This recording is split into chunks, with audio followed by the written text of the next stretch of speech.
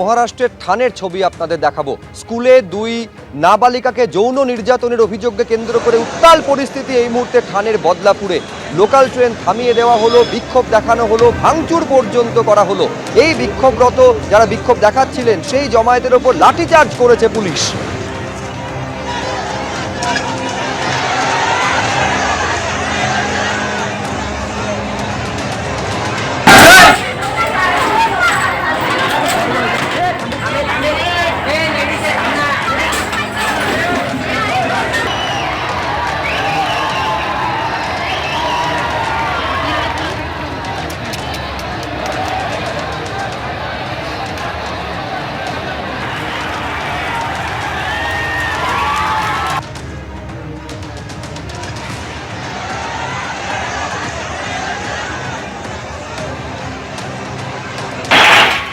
RG Kar medical কলেজের প্রাক্তন অধ্যক্ষকে ৮ ঘন্টারও বেশি সময় ধরে জিজ্ঞাসাবাদ পর্ব চলছে, অর্থাৎ 5 দিনের যদি হিসেব করা যায় প্রায় 58 ঘন্টা আবির জিজ্ঞাসাবাদ চলছে সন্দীপ ঘোষের। কি জানতে পারছো? দেখো, একেবারেই 8 ঘন্টা আজকের জন্য এখনো পর্যন্ত হয়েছে। দেখা যাচ্ছে যে তাকে জিজ্ঞাসাবাদ করা হচ্ছে।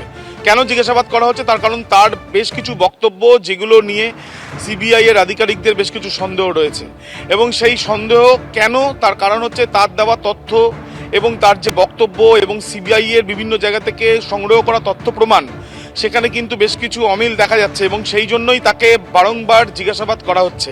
শুধুমাত্র তাই নয়, সিবিআই এর কাছে বেশ কিছু অভিযোগপত্র জমা পড়েছে বা বেশ কিছু এমন তথ্য প্রমাণ জমা পড়েছে যেখান থেকে দেখা যাচ্ছে যে দিনের পর দিন এই সঞ্জয় ঘোষের বিরুদ্ধেও বেশ কিছু অভিযোগ ছিল, যেটা বিভিন্ন জায়গাতে করা হয়েছে।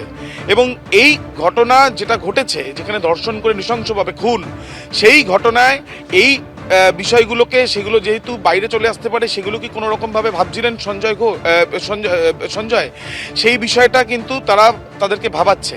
যদিও প্রাক্তন প্রিন্সিপাল আরজিকর মেডিকেল কলেজ হাসপাতালে তিনি তার যুক্তিতে অনড়, এবং তিনি কিন্তু জানাচ্ছেন যে তিনি নিয়ম মেনেই সমস্ত কিছু করেছেন। যদিও সিবিআই এর আধিকারিকরা তাই দফায় দফায় জিজ্ঞাসাবাদের প্রক্রিয়া চালাচ্ছেন। অন্যদিকে সঞ্জয়, যাকে গ্রেপ্তার করা হয়েছে, সেই সঞ্জয়কে ইতিমধ্যে তার বয়ানে ব্যাপক অসঙ্গতি মিলেছে বলেই পলিগ্রাফ টেস্টের জন্য তারা ইতিমধ্যে আবেদন করেছেন। এবং তার সঙ্গে সঙ্গে তোমায় জানাই যে তার যে বিভিন্ন জায়গাতে যে বিচরণ, সেটা কি কারণে, কার ইনফ্লুয়েন্সে বা কার প্রভাবে, সেই জন্যই অনুপ দত্ত এএসআই, তিনি কলকাতা পুলিশের ওয়েলফেয়ার বোর্ডের তিনি অন্যতম সদস্য, তাকে ডেকে পাঠানো হয়েছে। বেশ কিছু ছবি সিবিআই এর আধিকারিকদের হাতে রয়েছে, যে ছবি থেকে দেখা যাচ্ছে সঞ্জয়ের সঙ্গে তিনি রয়েছেন, এবং তথ্য প্রমাণ সংগ্রহ করে তারা এটাও জানতে পারছেন, যেটা কলকাতা পুলিশের ক্ষেত্রেও তারা যে তদন্ত করছে সেখানেও বেশ কিছু তথ্য উঠে এসেছিল। এবং সেখানে সিবিআই এর তরফ থেকে যেটা খোঁজা হচ্ছে যে এই অনুপ দত্ত বা অন্য কারোকে জিজ্ঞাসাবাদ করে তারা জানার চেষ্টা চালাচ্ছেন যে সঞ্জয়ের এরকম প্রভাব কিভাবে, বা তার এরকম অবাধ একেবারে এই প্রভাব প্রতিপত্তির নেপথ্যে কি, সেটাও কিন্তু জানার চেষ্টা করছে সিবিআই। বেশ আবির, তুমি আমাদের সঙ্গে থাকো।